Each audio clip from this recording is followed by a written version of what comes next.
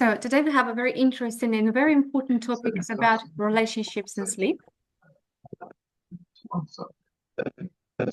So yeah, if you could switch off your microphone, that will help a little bit from the noise. Sorry. Okay, thank you. We're talking about relationships and health affecting metabolic health. Relationships and lecture overview. So the part one, we're going to talk about relationships and metabolic health, sleep, circadian rhythm, addiction. Okay, no, not going to talk about that. So I think this is for slightly different, but yes, we're going to talk about relationships and about connections.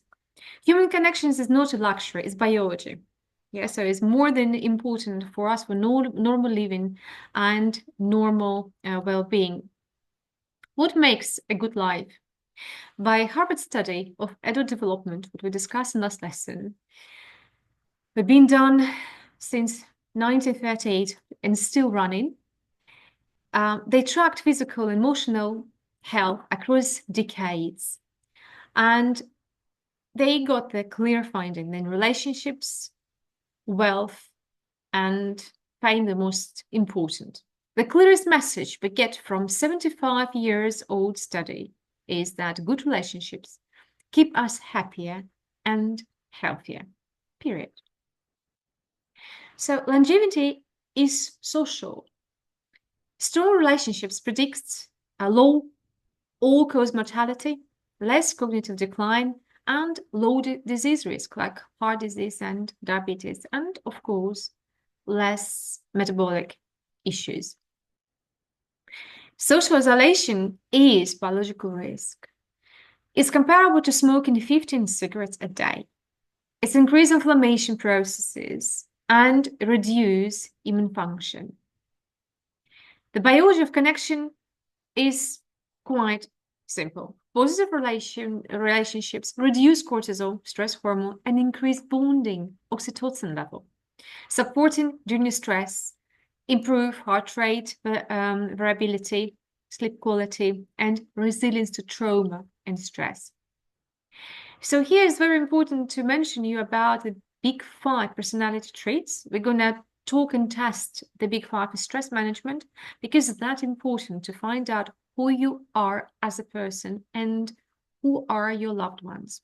The big 5 personality traits called shortened in OCEAN,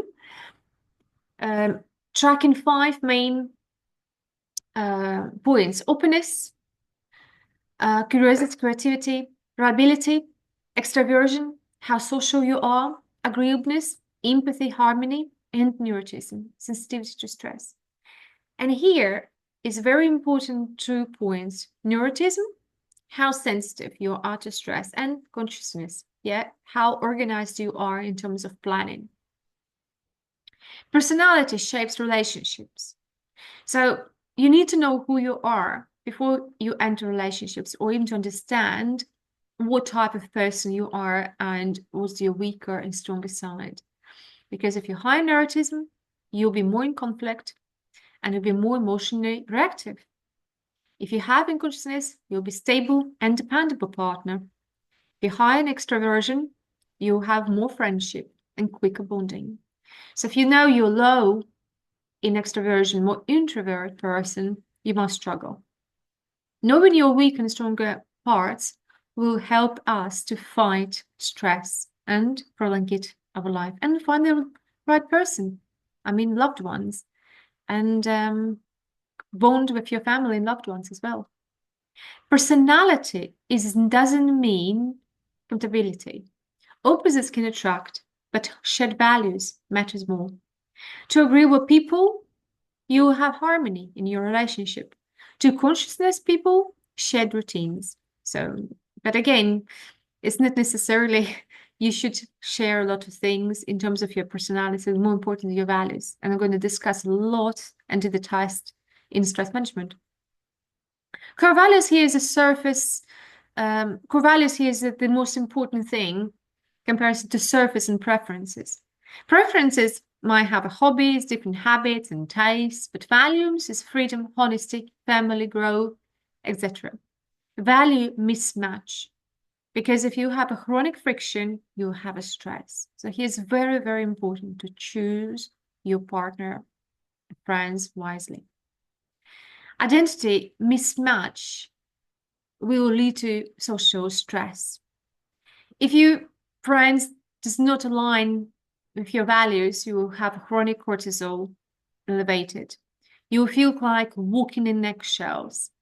Body doesn't feel safe, and we have metabolic strain.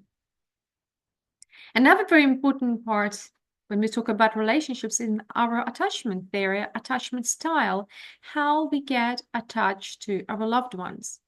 And here I would love to mention you that there are four main attachment styles. They are secure, anxious, avoidant, and disorganized.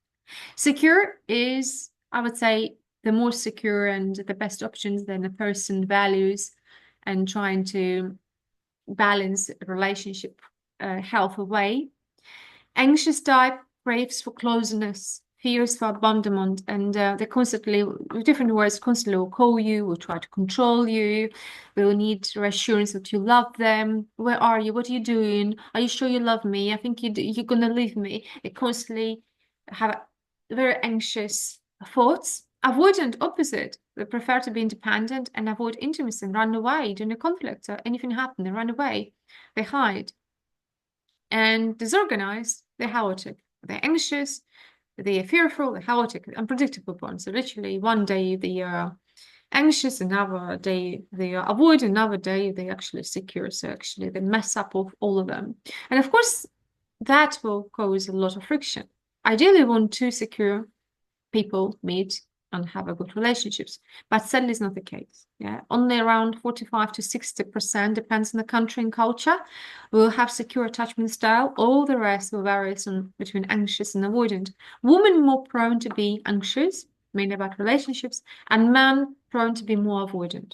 And this is as well the way how they respond to stress.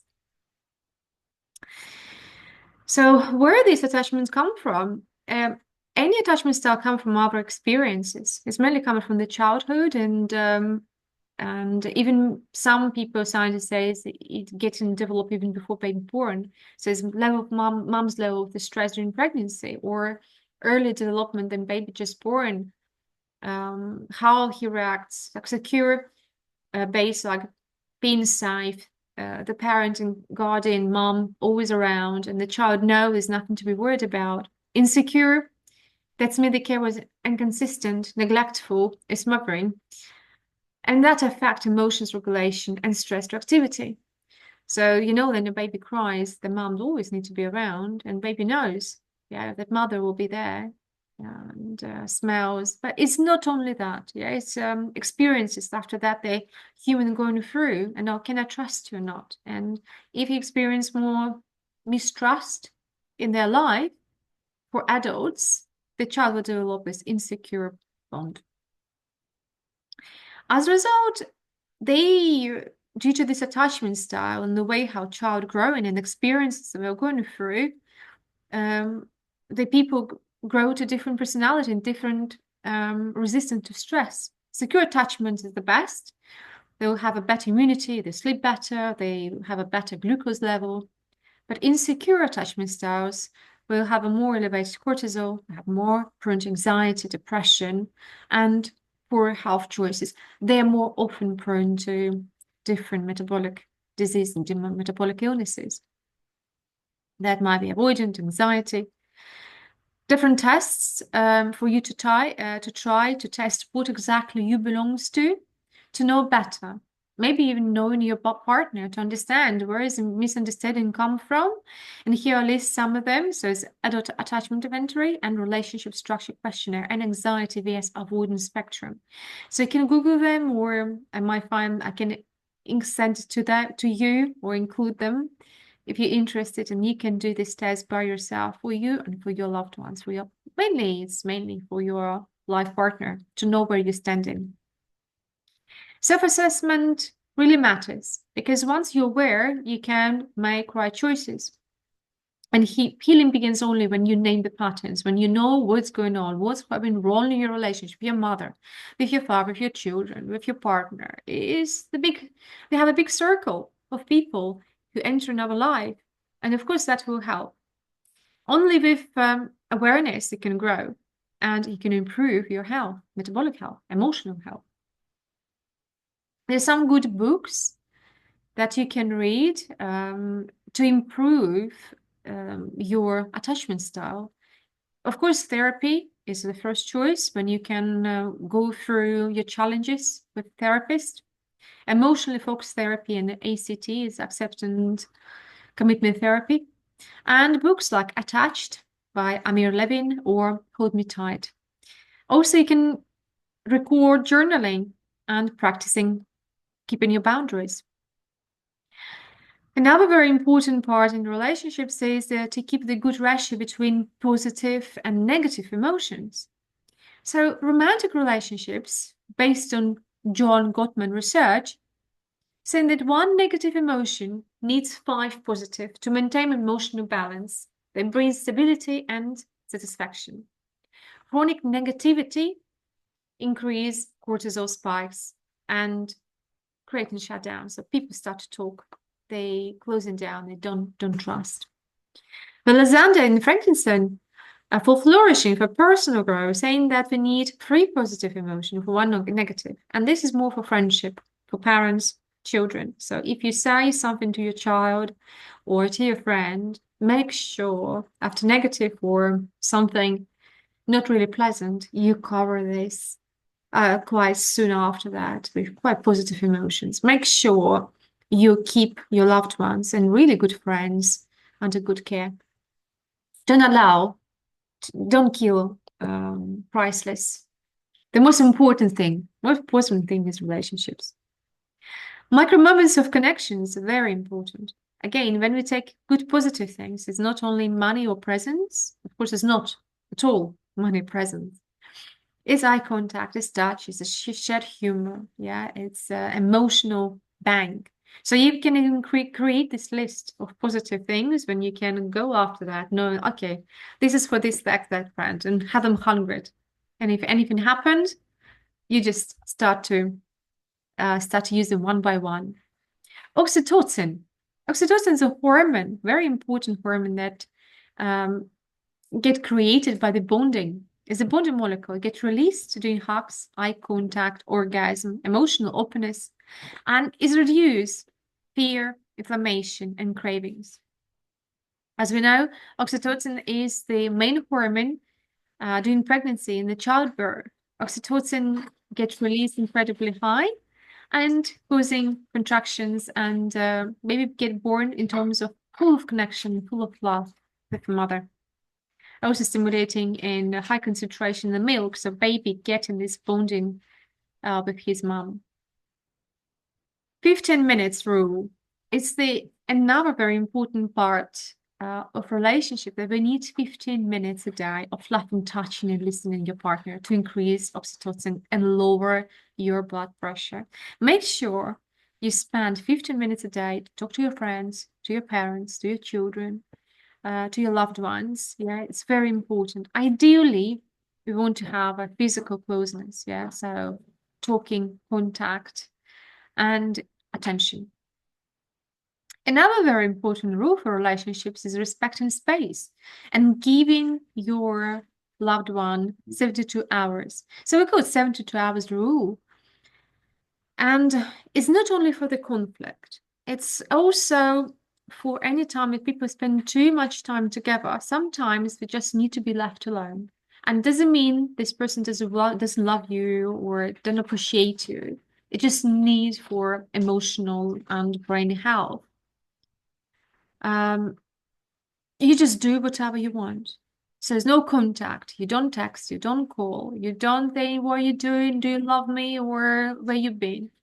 You just allow this person to connect to himself and do that this person wants. And super important. I would say they all have to practice it and respect 72 hours rule because it promotes self-regulation, it strengthens our own boundaries, it gives us not to lose ourselves, yeah, to find and bring our desires, our values back.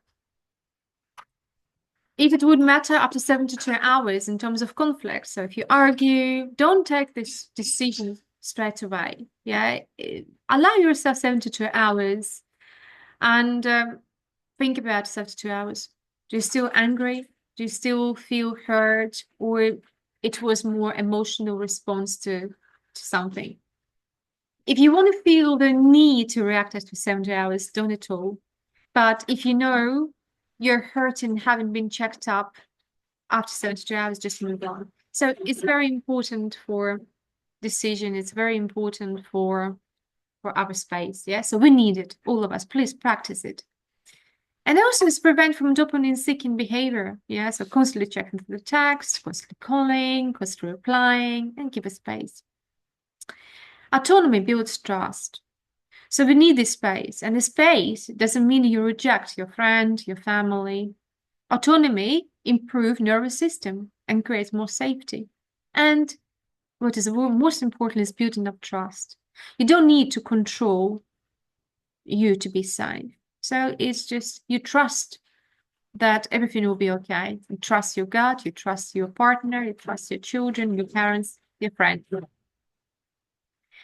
Now we're going to talk about the chemistry of falling in love. And it's true, it's chemistry. We know it's a chemistry, don't we? Because we meet so many people, but only with some people we get attracted. And we call them dopamine spikes. And we want reward. So we want to see this person again and again and again.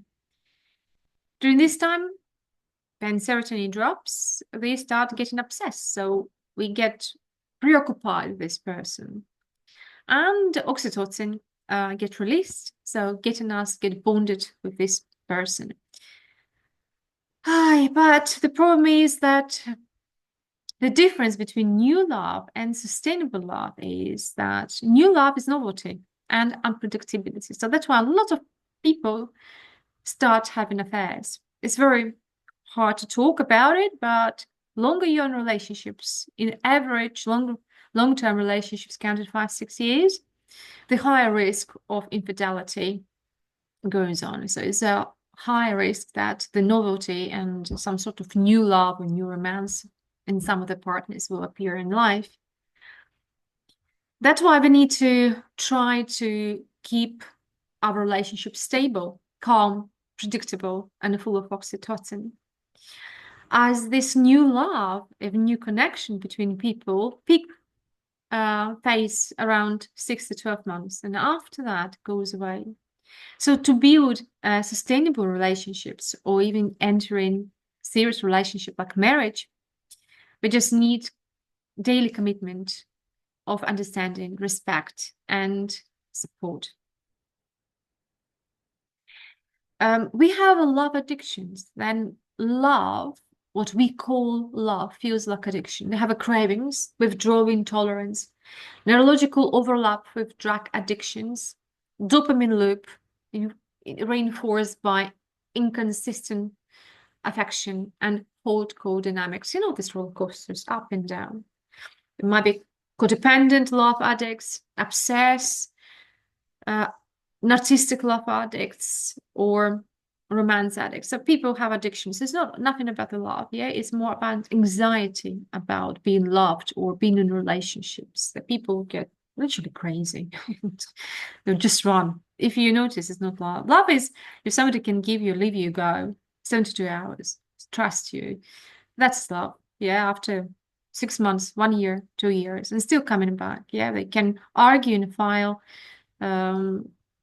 argue and talk about it, about the problems, yeah, and resolve them together. So here's a transition to mature bonding is very important because true love is not a thrill. Yeah, it's not this dopamine, not a heartbeat, not this crazy blood pressure and craziness, sleepless night. It's security, emotional safety, and that support metabolic health.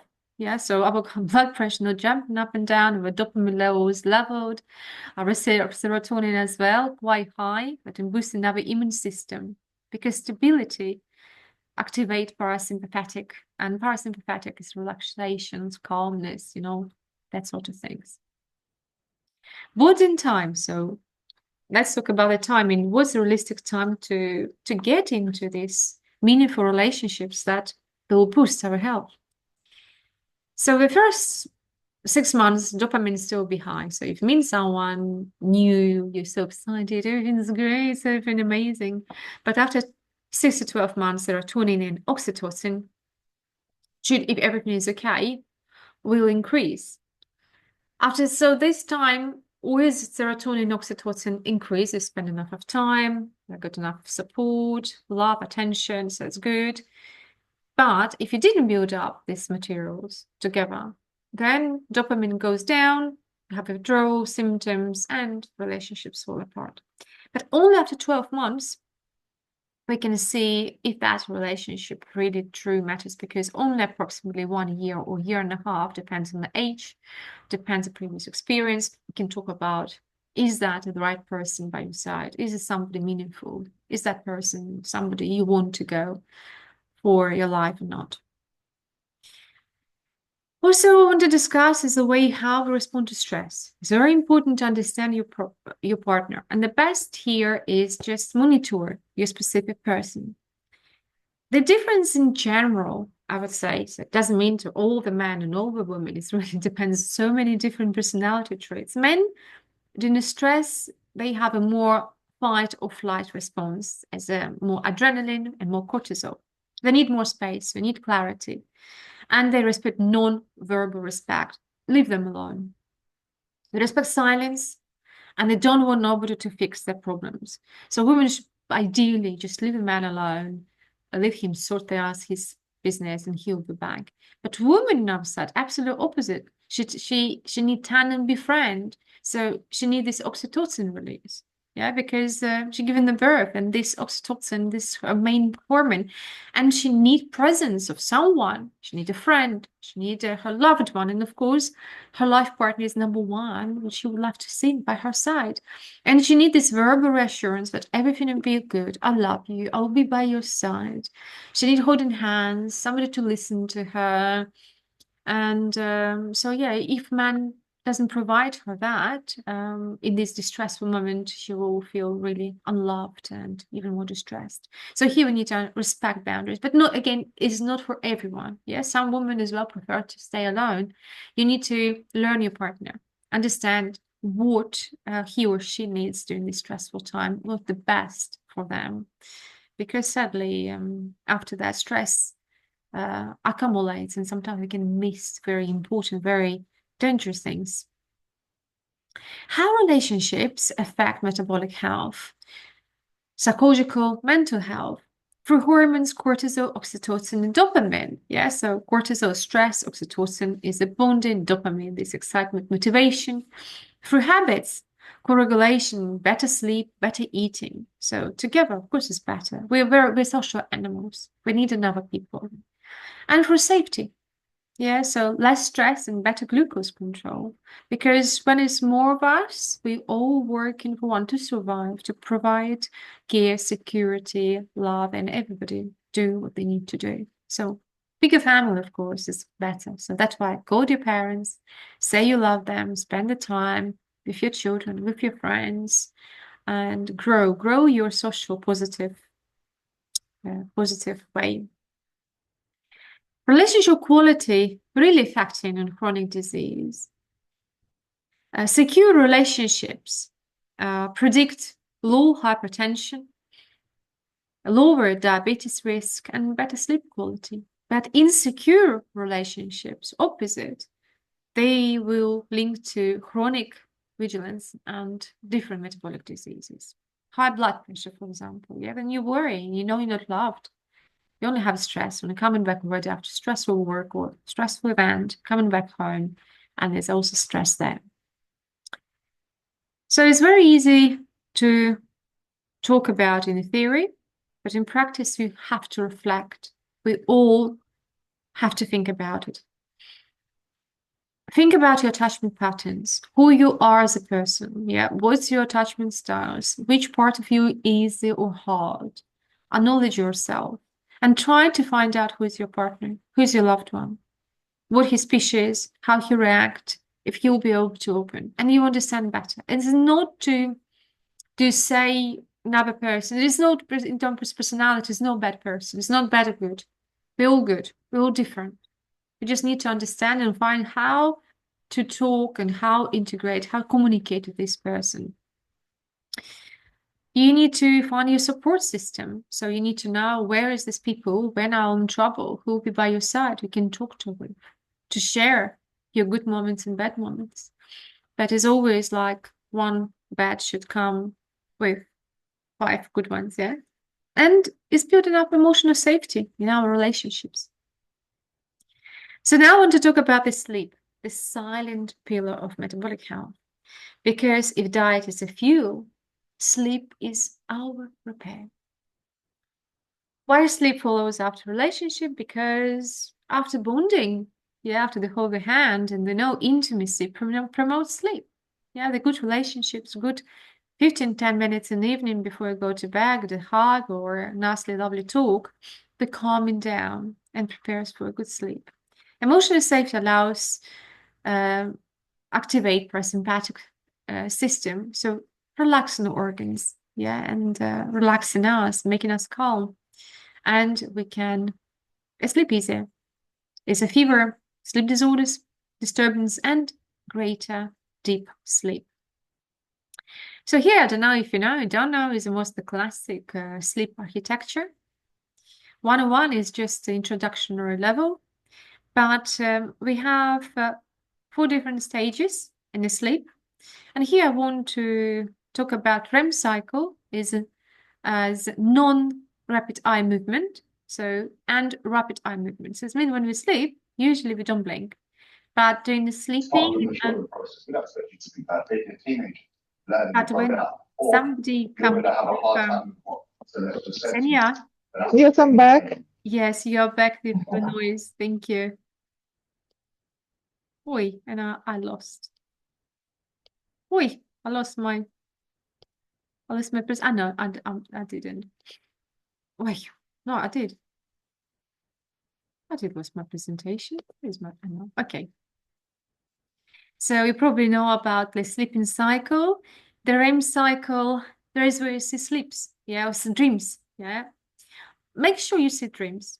Dreams are very, very important for all of us. The older we get, harder we can see the sleeps. But what happened in here, average sleeping cycle is 90 minutes. But again, depends on the age, depending on the stress level, depends on a lot of factors. It's never will be perfection. But what we want to take care about our dreams and deep sleep. What happened with age? So here I want to explain you that when you get older, from approximately age of 30, yeah, this is the age we're always getting older, and aging processes start to kick all of us is as early as age of 30. And you start noticing sleep and aging problems with sleep. Yeah, probably all of us being after age of 30, 40 might notice that here and there we probably experience problems to fall asleep or stay asleep. They're significantly changing stages, yeah. REM cycle declines, so we have less emotional regulations because more dreams we see, more emotions we process. So we're trying to find out what exactly it is. So that's why I try to record your dreams. Very important, because dreams will disappear after first minute or two. Yeah, so it's very important because to self-awareness, to understand what do you feel, record it, just talk it, or trying to pronounce it, yeah, and record it, the audio, video, and just pen if you can, because you have only half a minute to 1 minute max. After that, you forget, yeah, and that will help you to understand what's really going on. You can predict your future because your brain predict future and sleep exactly where it's happening. So that prediction and this emotions sorting get declined. So older people get less emotional. Yeah, it's very hard them to, so we're more stable, and they have a much lighter and more fragmented sleep. So, and it's happening slowly. So that's why from age of 30, I think 40, 50, it's important to take good care of our sleep. Why sleep declines? There is different, so many issues. Is the circadian clock, is the nighttime cortisol levels, is stress, yeah, it's thoughts and cognitive decline, yeah. So many different reasons why. So usually it's a stress, the brain trying to process everything, but we can't cope. Yeah, because you try and find solution. Try to find solution, what to do and how to resolve it, and you can't sleep because everything. But it's a lot of different reasons why. Yeah, so stress management. We'll go through, they'll try to fix it, but it's not that easy. They have special sleep institutions and sleep clinics, so they will be able to do the proper assessment. Sleep affects metabolic health, because if you have a less slow wave sleep, so it's a deep sleep, they reduce growth hormone and increase insulin resistance. So if you don't sleep, or your sleep is not good quality, so expect insulin resistant diabetes in future, or you put on weight. If you have disturbed circadian rhythm, you also develop glucose intolerance. And it's important that people are to flying. So if you need to change at all time these jet lags, or for different reasons, including different sorts of jet lags, expect glucose issues, intolerance as well, and fatigue. Your brain doesn't make a decision properly. You might have a brain fog, etc. So now we're going to talk about the main four pillars of sleeps. So we call it QQRT or whatever. I think different scientists can shorten the code differently, but more important is the quantity. How much and how many hours you sleep. So in this case, some scientists say it should be 5 to 9 hours, 7 hours, ideally 7. But it might vary healthy range from 5 to 9. Yeah, so when you're younger, you might require a bit more. When you get older or you're very active, 5 hours might be enough. Quality of your sleep, that you have a full cycles of 90 minutes. Again, when you get older, cycles get shorter. But we want to have a good, undisturbed cycle without waking up. So quality, regularity, that it should be consistent bedtime and awakening time. So ideally, we want to go to bed without any medication help and be waking up in the morning by ourselves. Yeah. And timing align with circadian rhythm. So we all have different circadian rhythms, but plus minus. I mean, morning is the morning, so wake up. Should wake up in the morning and go to bed in the evening and night. So here, I want to a little bit explain circadian and circadian jet lags and what happened. That irregular sleeps disturb circadian rhythm and creating hormonal chaos. So cortisol surges at wrong times. As a result, you create insulin resistance. Your ghrelin and leptin changes, creating hunger. So you don't feel fulfilled and you feel you're hungry. You want to, society disturbed, and you're feeling that you're hungry, but mainly for sugar. You want more sugary things. As a result, your alertness changes, your blood pressure changes, and all the day, everything goes wrong. So sleep duration metabolism. So if you sleep less than 6 hours, I would say 5 hours again, but plus minus 6. The biggest research say people who sleep then less than 6 hours, they have a high cortisol, more appetite, and this is risk for obesity, up to 55%, people struggling with extra weight, type 2 diabetes, up to 50%, and hypertension. So we need to make sure that we look after is different inflammation biomarkers get increased, etc. There's a lot of different case studies being done, and about nurses with rotating shifts, how nurses struggled with chronic circadian disruption. They're in much higher problems with metabolic syndrome and cardiovascular diseases. So here again, as I said, somebody need more hours, somebody waking up early is very important to have a chronotype. So here different classifications, isn't it? Early bird or night owl is more common, but also is typical line, typical um, typical beer is not lime, so here's a beer type, the most common. So beer is, I think, common beer is 55% of the people. It's a beer type, Honda type. We really waking up with sunrise and then going to sleep around sunset. So that's mean in the summertime, wake up early in winter time. Oh my God, it's so hard. It's me. I would say in winter time, I just can't wake up earlier than 8 o'clock. Ideally, put alarm 7:30, but out of bed 8:30. It's that hard for me. And in summertime, waking up regular 6 o'clock in the morning.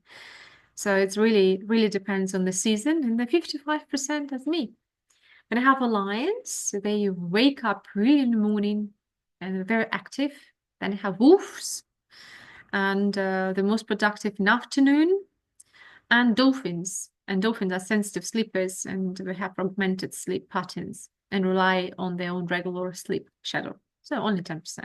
So as we can see here, is you have fragmented sleep here, here, and there. That's your holotype as well. So we don't need to worry too much about this science, because here we're talking about the beer type. Is 55% of beers, like me. Yeah, but if you're dolphin or lion, you need slightly different approach. So, how, again, lark, early birds, or owls, if you're gonna try to change these people who just very active on the night and force them to sleep earlier or wake up early in the morning, they'll have stress. So if you're gonna push the people against the natural chronotype, that wouldn't work. So if there's 50% of people like a beer start 9 o'clock job, it's okay. But for other people, that is not going to work. And what's going to happen, they will have a burnout, depression, anxiety, and as a result, all these metabolic syndromes. So that's why the best thing is you need to find out what chronotypes you and make your own shifts and your own work based on your specific needs with special test, morningness and eveningness questionnaire. Then you can observe and to find out what type more likely you are. You have to observe yourself. When is your peak focus time? When is the best workout window for you? Natural wake up time on 3 days, and your eating pattern, exercise and sleeping. And you have to live by your own rhythm. And that will improve your insulin sensitivity, inflammatory biomarkers, and sleep quality. So they're all different. So this is all, oh, you have to sleep XYZ, but perfection doesn't work. Yeah. So if you're going to do that, you will do more harm to you. You might be 5%, 10% of the person. Yeah. 10 from 100, 1 from 10. But you have to be respected by others. Yeah. And don't need to be pushed. But sadly, minority struggle the most. What's happened to the brain during the sleep? This more important thing what it does is detoxify waste, lymphatic system. So we have a lymphatic system that picking up everything around our body, and here's lymphatic in the brain. It's considerates of the memory and prunes emotional intensity in a REM cycle. Yeah, so these are the dreams that everything was going on in your dream. So lymphatic system is quite new, I would say. Not new, but it's the system collecting all the rubbish and it's very active during the deep sleep. So that's why it's very important us to sleep deeply and allow all the phases, yeah? And this clears up this amyloid plaque and different proteins, keeping these neurons very sharp and very active to connect. And is protective against Alzheimer's. So we discussed the brain metabolism last week. I mentioned slightly lymphatic system is like a jet polishing, cleaning everything to make sure everything functioning and ready to bond and pass the signals. So here just explain that Emotion responses linked to memory, lack of REM cycle, you will be more irritable and you have a poor impulse control, enhanced reactivity, empathy, etc. So during your sleep, we have a different hormonal resets. It's reduced cortisol, and reduced cortisol, reduce visceral fat, increase in leptin, this means you have more satiety, reduce ghrelin, reduce craving for food, and increase growth hormone, and this means tissue repairs. So to do that, to maintain good sleep, ideally, we should create restful environment, have a bedroom, limit exposure to screens before bed, establish pre-sleep routine, exercise regularly, better in the morning, watch your diet, and clearly manage our stress. So one night of 4 hours sleep affect 20-30% drop in insulin sensitivity and triggers metabolic dysfunction similar to pre-diabetes. So it means if you sleep 4 hours, so it's not enough for us, you expect some trouble. Also, I heard that cortisol, stress, because cortisol in this case will be higher, as a result, burn out less kilocalories. I think it's around 104, something like a kilocalorie per day.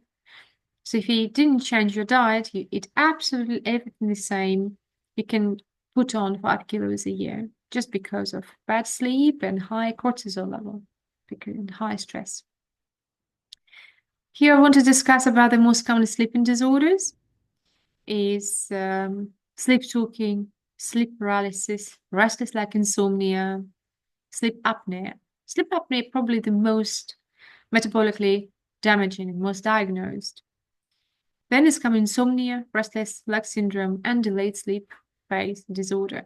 Sleep apnea around 60% linked to obesity, so extra weight. So that's why it's very important to keep our weight in range.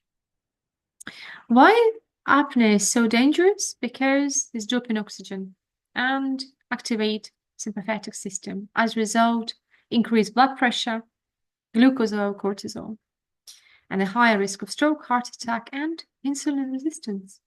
It's everything around insulin, all around the sugar, the most important. So sleep hygiene basics. Make sure your room is dark and cool.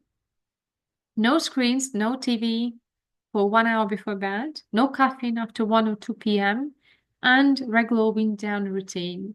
So you just make sure you might read a book, you might boost your cortisol with your loved one, you can talk, hold your hands, hugs, or something. Avoid TV. Avoid exercise 3 hours before you go to bed. Avoid heavy alcohol, drinking, meals, caffeine, and try to go to bed in regular times. So now I would like to mention about melatonin. It's a hormone, a sleeping hormone. And blue light blocks melatonin production. So better to use warm light, red light after 8 p.m. or depending on your sleep schedule. And when you wake up, look directly in the sun because morning sun actually improve your serotonin level and a lot of benefits. Yeah, 10-15 minutes in the morning, waking up within 1 hour, and you get more awake. It does work. I start to practice it, and I can tell you definitely working. What would be our ideal bedroom environment? So ideally temperature will be around 18 degrees, blackout curtains, or you can wear eye mask, bamboo cooling sheets. So it's very important actually to keep a colder for the body and warmer for your feet, and no visible technologies. Supplements. In the UK, melatonin extra prescription only medicine is recommended, so guidance to prescribing only for the people over 55 and only for 6 weeks. However, other countries recommend microdosage 0.305 milligrams. Of course, it's better to boost our melatonin natural way, yeah, and find the ways to keep it. Other things very important is magnesium glycinate or threonate, 200 to 400 milligrams, chamomile tea, and of course vitamin D. Orthosomnia is a lot of people get crazy mainly with the sleep. Somehow, that's true. A lot of people, this wearing this watch, wear these rings, and we have the word for them. They have orthosomnia. This absolutely mad and crazy. If you didn't sleep enough, that is a tragedy of the world. It's not a tragedy, and these people need a therapy. So keep your anxiety and get relaxed. Yeah? If you didn't sleep one night, it's not going to kill you. They're going to kill you much more your anxiety about perfectionism. Sleep relationships, addiction loops, poor sleep, more irritability, strained relationships, loneliness, worse sleep, both increasing cravings and bring us to addictions. Yeah. So I tried to talk about addictions, but I decided that actually that will be enough for today. So